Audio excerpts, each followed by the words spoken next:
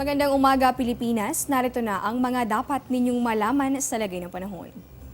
Tropical Storm Karina lumakas pa babala ng bagyo nakataas sa 16 na mga lugar. Alas 7 po kaninang umaga huling namataan itong ating binabantayang bagyo.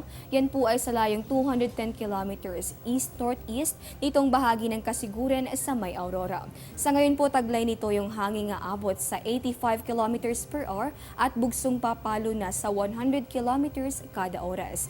Inaasahan po nating patuloy nakikilos yung bagyo.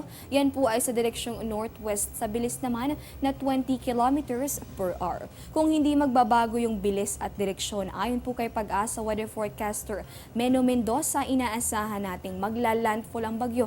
Yan po ay mamayang hapon sa may bahagi po yan nitong Isabela, Cagayan area. Yan po ay posible sa mas mataas na kategorya na severe tropical storm. Nakikita naman nating lalabas din ito ng Philippine Area of Responsibility. Posible po yan sa mga susunod na oras, partikular na mamayang gabi.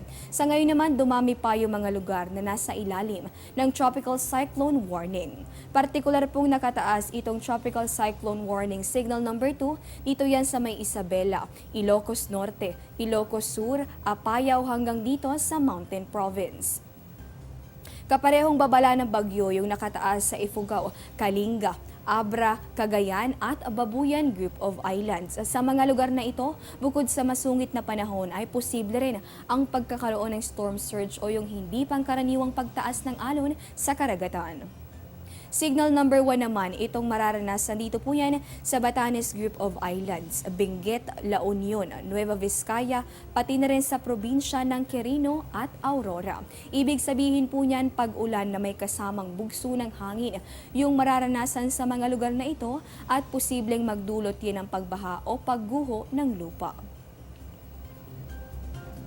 Abiso pa ng Pag-asa, maaasahan natin yung katamtaman hanggang sa malalakas na mga pag-ulan dito po yan sa 400 kilometers diameter na sakop nitong ating binabantayang bagyo.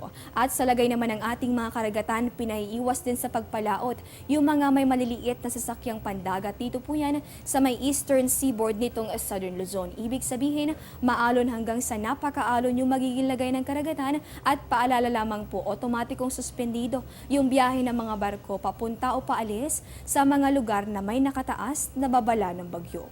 At dahil nga isang bagyo yung ating binabantayan sa loob ng Philippine Area of Responsibility, narito yung ilang mga pangkaligtasang tips. Kada taon, higit kumulang sa 20 bagyo ang pumapasok sa Philippine Area of Responsibility. 8 hanggang 9 dito, tumatama sa lupa at nagdudulot ng mga storm surge, pagbaha at landslide. Kaya dapat be safe bago bumagyo. Alamin ang emergency hotlines, ihanda ang survival kit, alamin ang public storm warning signal ng Pag-asa at makibalita sa lagay ng panahon. Ilagay sa selyadong lalagyan ang mahahalagang dokumento.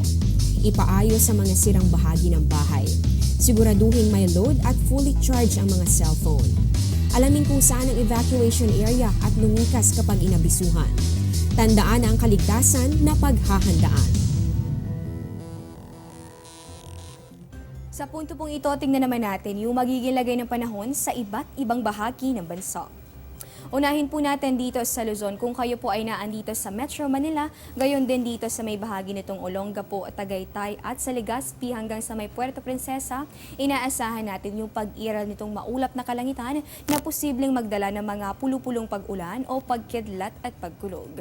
Maulang panahon na may kasamang bugso ng hangin naman yung iiral dito sa may City of Pines, habang mas masungit na panahon yung mararanasan ng mga residente nitong Lawag hanggang dito sa may Tuguegarao.